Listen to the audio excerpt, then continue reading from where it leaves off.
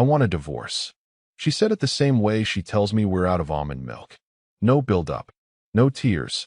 Just standing there in my doorway, in her goddamn Lululemon joggers, holding her phone like she was mid-text, and suddenly remembered to end our 19-year marriage.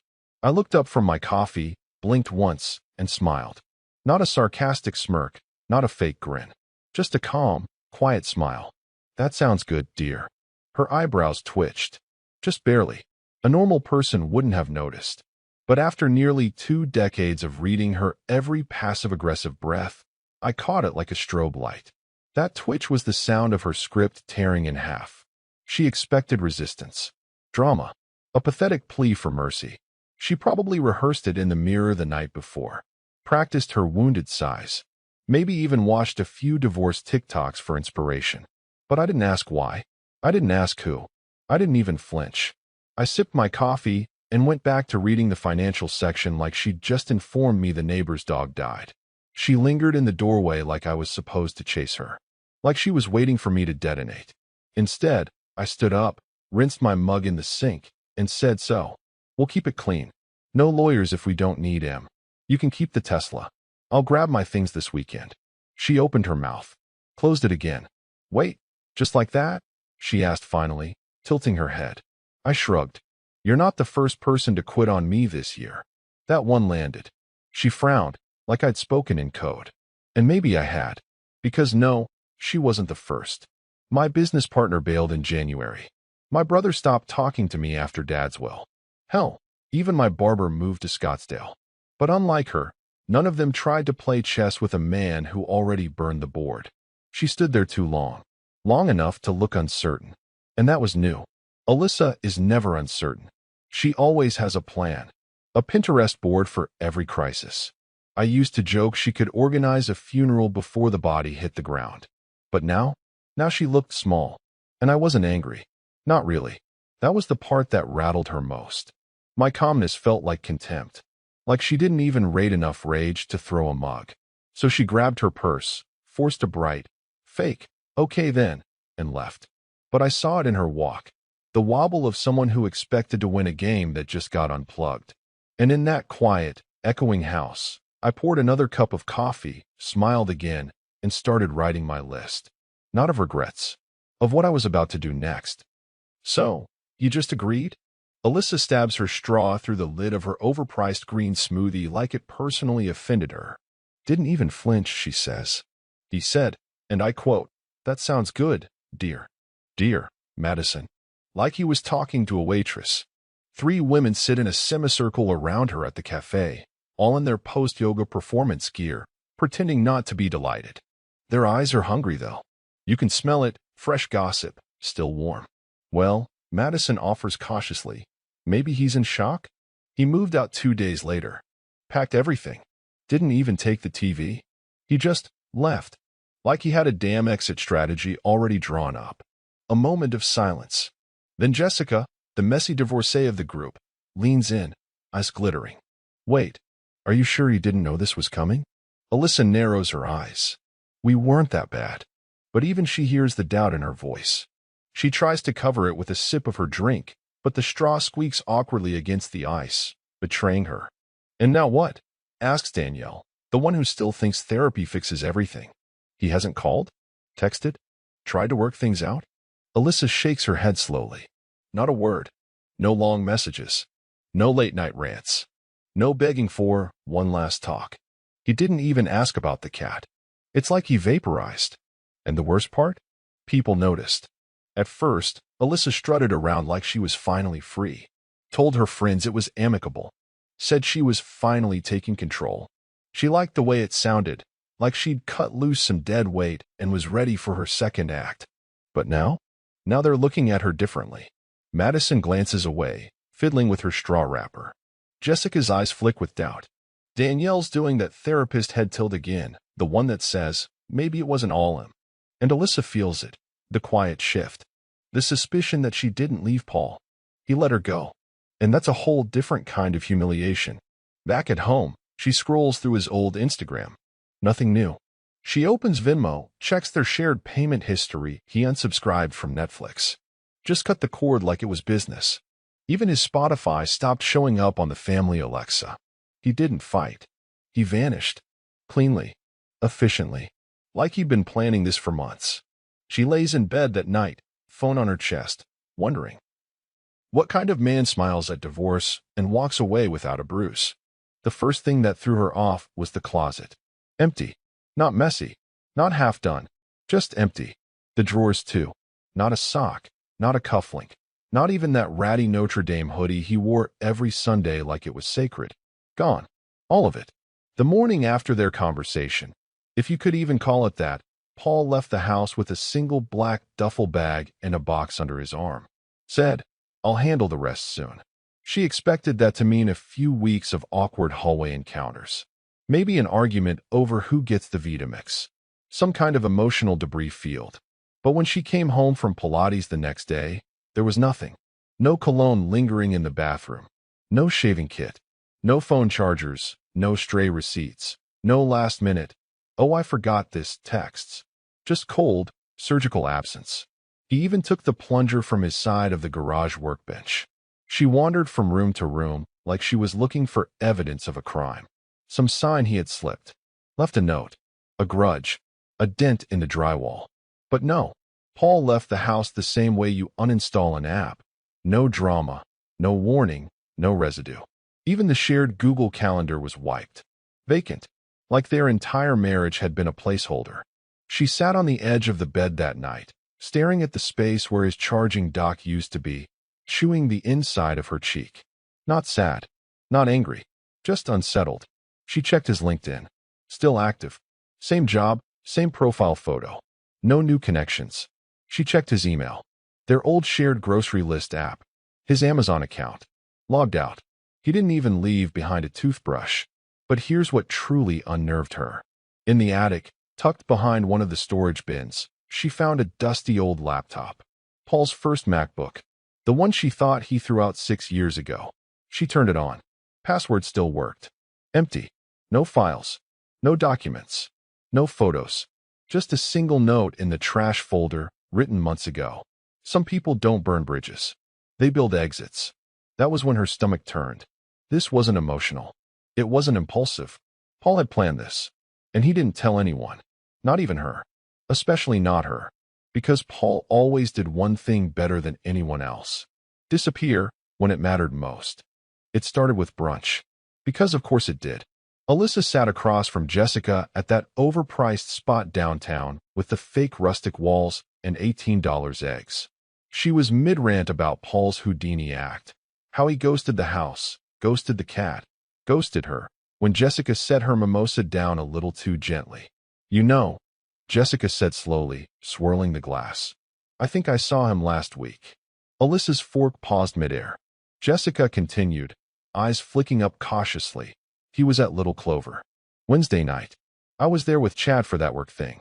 We were sitting near the bar, and yeah, I swear it was him." Alyssa scoffed. "Paul, at Little Clover? He hates that place. Says it smells like truffle oil and broken dreams." Jessica smiled thinly. Well, he didn't look like he hated it. She picked up her phone, tapped a few times, and slid it across the table. Alyssa leaned in, and there he was. Paul, in a navy blazer she didn't recognize, leaning forward across a candlelit table, laughing, and across from him, some woman, blonde, stylish, mid-40s but glowing like she had time to sleep and the self-esteem to mean it. They weren't touching, nothing explicit, but Alyssa knew that look. The way her fingers curled lightly around her wine glass. The way Paul tilted his head when he listened. It wasn't a first date kind of posture. It was easy, familiar, worse, intimate. Alyssa handed the phone back too quickly, like it was hot. He's probably just networking. She could be someone from work. Jessica raised an eyebrow. "Didn't you say he works remote? I mean, maybe they're working on something." Jessica didn't argue. She didn't have to. That was the problem. Alyssa tried to push the image out of her mind for the rest of the day. But later, back home, she pulled up Paul's old email account. The one still connected to her iPad by accident. She hadn't checked it in weeks. Nothing. No flights. No dinners. No obvious trails. But under starred, a file titled Elmwood Lease Agreement. Dated 2 months ago. Elmwood was a high-end building in the Arts District. Alyssa opened a new tab and searched floor plans. Modern, loft style, hardwood floors, big windows. Way too nice for a man who used to swear by Costco furniture and say throw pillows were a scam. Something twisted in her stomach, sharp and slow. He didn't just move on. He upgraded. And he did it without asking for permission. Without the guilt. Without her. That night, she poured herself a second glass of wine and rewatched that blurry photo on Jessica's phone in her memory. Frame by frame. Not because she cared, but because, for the first time, she wasn't sure he ever did. The first thing she noticed was the scent. Clean linen. A hint of cedar. Subtle, but expensive, like the kind of hotel that doesn't advertise online. Not the usual bachelor pad stench of gym socks and despair she'd quietly hoped for. The doorman greeted her by name. "Mr. Halpern said you might stop by," he said politely, buzzed her up without asking questions. Her heels clicked on polished marble floors. The elevator didn't creak. No weird smells. No cluttered bulletin boards. Just quiet, curated elegance. She expected a shoebox. Or something trying way too hard to look new money. Instead, Paul's apartment was precise. Open space. Soft lighting. Framed prints. Not generic IKEA stuff, but actual art. A black leather couch. A real record player. No piles of unopened mail. No sad leftovers rotting in the fridge. He had plants. And they were alive. She wanted a little. Just enough to pretend she wasn't impressed. Then saw the built-in bookshelf, lined with hardcovers, spines uncracked, arranged alphabetically. Her eyes landed on a small marble dish near the entry table. Inside, a single brass key. A hotel keycard tucked behind it. And a delicate gold earring. Alyssa froze. It wasn't hers. And it sure as hell wasn't random. Just then, she heard a soft laugh from the balcony. She turned. And there she was. Her. The woman from the photo. Up close, she was worse. Not a 25-year-old Instagram decoy. No. She was seasoned. Poised. The kind of woman who knew what to say in a boardroom and what to ignore at brunch. Simple silver jewelry. Cream blouse. Red wine in hand. She looked comfortable here. Comfortable with him. Paul followed her in, 2 glasses in one hand, relaxed in a navy sweater Alyssa had never seen. His eyes flicked to Alyssa just once. No surprise, no awkwardness. "Didn't expect you this early," he said, setting the glasses down. Alyssa's throat dried. "I was in the neighborhood." He nodded. "Oh." No invitation to sit. No small talk. He wasn't being rude. He was being indifferent. She glanced back at the woman, who was now politely pretending to scroll through something on her phone. No tension. No performance. Just calm. The 3 of them stood there in quiet, and for the first time in years, Alyssa felt like the extra person in the room. Not the host. Not the center. Just someone outside the orbit. It hit her hard and fast. He didn't just move on. He fit here. In this life. With that woman. In this clean, sharp, modern silence. And worst of all, he looked good. Not younger. Not fake happy. He looked light. Like someone who took off a heavy coat he didn't know he'd been wearing for years. Alyssa turned to leave before her voice cracked. She didn't say goodbye. Didn't want to risk hearing him not say it back. She stared at the message for 17 minutes before hitting send. "Can we talk?" Not, "Hey." Not, "How are you?" Not, "I was just thinking." Just 3 words. Clean. Measured. Strategic. She expected him to take the bait. Maybe ask if she was okay. Maybe throw her a breadcrumb of curiosity. Instead, his reply came within 2 minutes. About what? That was it. No period. No emojis. No question mark. Just those 2 words. Surgical. Cold. Bulletproof. She sat back, phone in hand, heart quietly climbing up her throat. She tried not to take it personally, but it was impossible not to. This was a man who used to write her birthday cards in full paragraphs. Who once cried watching a Pixar movie. Who proposed to her with a nervous stutter and a goddamn poem. No? He gave her the kind of reply you send to a telemarketer. She typed, deleted, typed again. "I just thought maybe we could clear the air." Send. A full hour passed. Nothing. She opened Instagram, scrolled, refreshed, checked his feed. Still private. No new posts. But his profile picture was different now, an updated photo. New suit. Confident tilt to his chin. She zoomed in, studied the woman in the blurry reflection of his sunglasses. Same blonde. Same perfect posture. The little vein in Alyssa's temple started to throb. The read receipt blinked into existence at 9:43 p.m. Then his response came. I think everything's pretty clear already. She stared at it. The audacity. The control. It was like trying to argue with a therapist who had already diagnosed you and moved on. There was no hook to latch onto. No emotional bait. Just clean, clinical distance. Paul had always been even-tempered, but this wasn't calm. This was done. Not out of spite. Out of evolution. And suddenly Alyssa realized. He didn't walk away because he was hurt. He walked away because he finally understood he could. And now? He didn't need anything from her. Not answers. Not closure. Not permission. Not her. She told herself it was just a drive. No agenda. No plan. Just some quiet night air and the hum of the city to clear her head. Maybe circle the block. Maybe see if the lights in his unit were on. But when she pulled up to the building, headlights washing over the pristine entrance and polished brass awning, she cut the engine. Sat there, heart ticking. Then she got out. Walked up to the glass doors like she still belonged in places like this. The concierge looked up. Name. She hesitated. Her voice came out thinner than she expected. Alyssa Halpern. Do you have an appointment? I'm his wife, she said, then winced. Ex-wife. He raised an eyebrow. Picked up the phone. She heard the low murmur of the call, then saw the man nod. You're clear. Penthouse elevator, to the right. He let her in. That alone unsettled her. Paul had no reason to, no obligation. Which meant one of two things. He was feeling generous, or he wanted her to see something. The ride up was silent. She watched the numbers tick. Her reflection stared back in the brushed metal of the elevator walls. Eyes sharp, lipstick too red, jacket buttoned wrong. The door opened. She stepped out into warm light and faint jazz. And then, there they were. Across the open-plan living room, just inside the kitchen nook. Paul stood barefoot in dark slacks, rolling up his sleeves as he poured wine into 2 glasses. The woman, her, stood beside him at the stove, laughing softly, something aromatic simmering in a copper pot. Her hand brushed his shoulder. Familiar. Natural. Like she'd done it 100 times. Neither of them saw Alyssa at first. She stepped forward. Paul turned.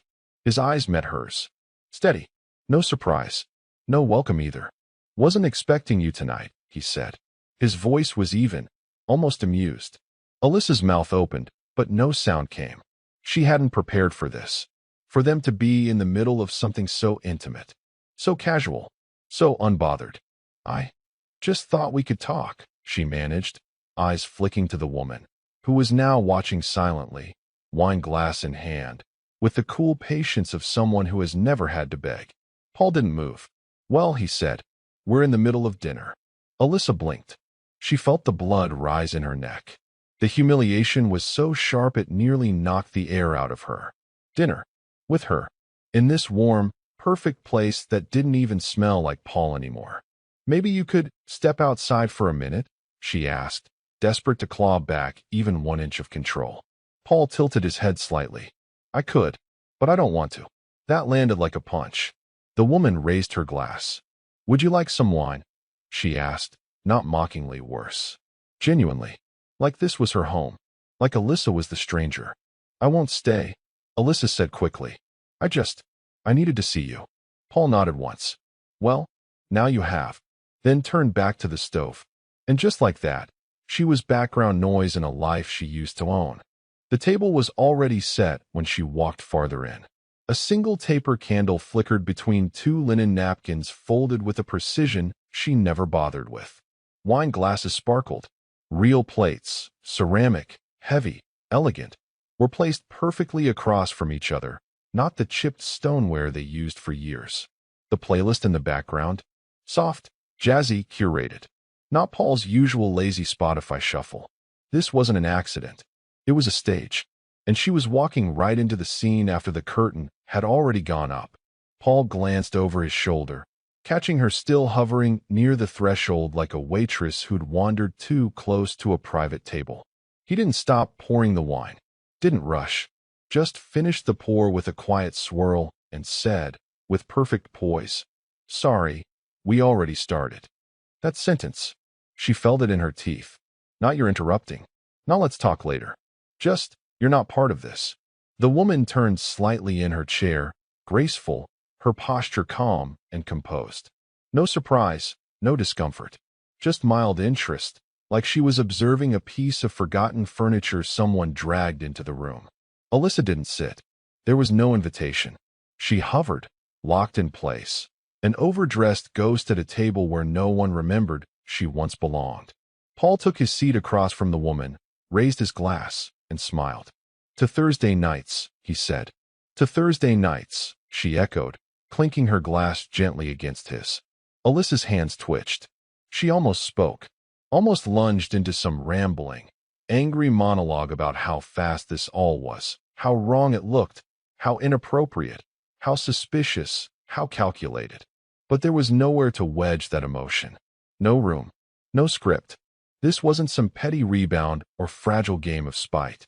This was their routine now. She watched Paul break off a piece of warm baguette, offer it to the woman like it was second nature. He hadn't looked at Alyssa again, and that hurt more than anything. The worst part wasn't the silence. It was how complete it felt without her. "You moved on this fast?"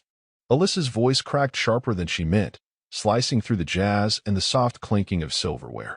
Her arms were crossed, jaw clenched, that mix of fury and disbelief boiling under her skin like acid. Paul glanced up from his plate, barely lifting his fork. "You ended it fast," he said, coolly. His eyes held hers for a half-second. Then, just like that, drifted back to his risotto, like she'd asked him if he wanted more salt. The woman across from him tilted her head slightly, eyes flicking between them, puzzled. Her tone wasn't mocking, just honest. "Sorry, who is she?" The words hit like a slap. Not ex-wife. Not Alyssa. Not the mother of his children. Just who? Alyssa blinked. Took half a step back. Paul didn't answer. Didn't introduce her. Didn't clarify. Just kept eating like the question had no urgency.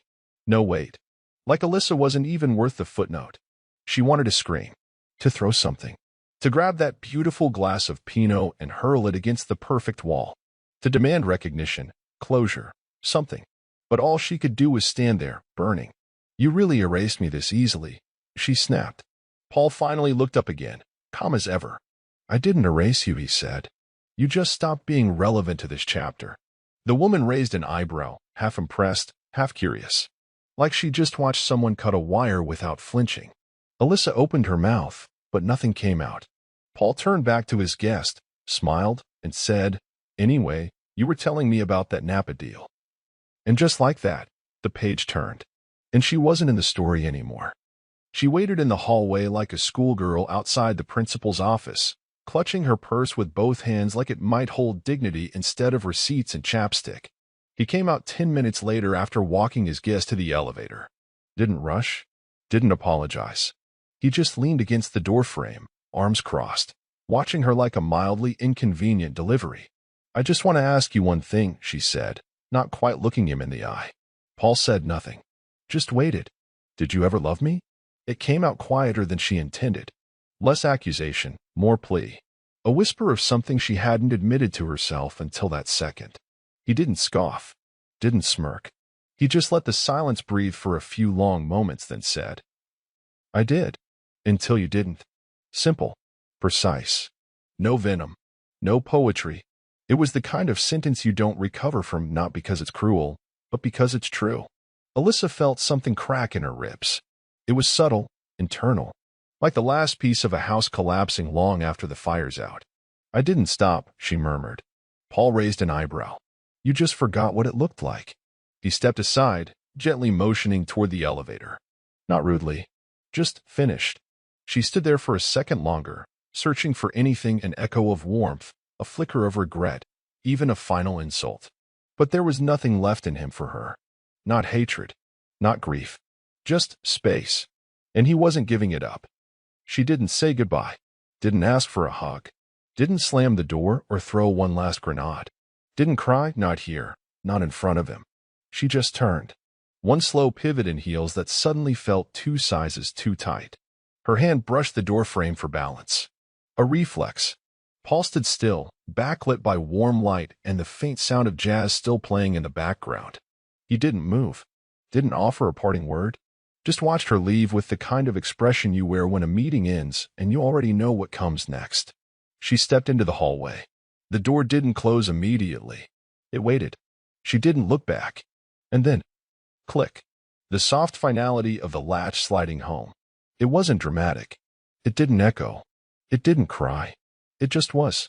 A sound that told her, unmistakably. That was it. Not a pause. Not a timeout. Not a fight he'd come back from in 3 days. A finish. She stood there in the silent corridor of the high-rise, the kind of hallway that smells like money and polished wood, feeling like a stranger in a movie that used to be hers. No one followed her out. No one called after her. Even the elevator took its time arriving, as if the building itself wasn't in any rush to let her escape the moment. When it finally opened, she stepped in, pressed the button, watched the numbers descend, and realized something brutal in its simplicity. He didn't lose anything tonight. She did, and he didn't even have to raise his voice. The house was too quiet. Not serene, not peaceful, just silent in that way that made every faucet drip sound like a scream. Alyssa sat in the kitchen at the same table where Paul used to read the paper with 2 sugars in his coffee and one eye on the market. The table he built with his own hands when they first bought this house, back when they still touched each other without effort. Now, its surface was spotless, not clean sterile. She opened her laptop, mostly out of habit. No new emails. No dinner invites. A calendar alert for an anniversary that didn't matter anymore blinked at her like a cruel joke. Then she clicked on Facebook. She didn't know why. The photo was at the top of her feed. Bright, effortless. A little too perfect for real life, but somehow still believable. Paul and her, the woman, standing on a sunlit terrace with wine glasses in hand, smiling like they belonged in an ad for a life insurance policy you'd never need. No wedding rings. No declarations. Just the kind of casual intimacy that comes from knowing neither of you are pretending. The caption was short. Sometimes, peace starts where begging ends. Alyssa stared at it. No tags. No grandstanding. But she knew that caption was meant for her. Not in a petty way. Not to gloat. But as a statement. And that's when it landed. Full force. Irrevocable. This wasn't just Paul moving on. This was Paul healing. Thriving, even. And she hadn't been part of that process. Hadn't even been invited. The screen glowed in the dark kitchen for another 30 seconds before she closed the lid. She didn't cry. Didn't rage. Just sat there, alone in the perfect quiet she once craved, finally understanding what it meant to win the argument and lose the war.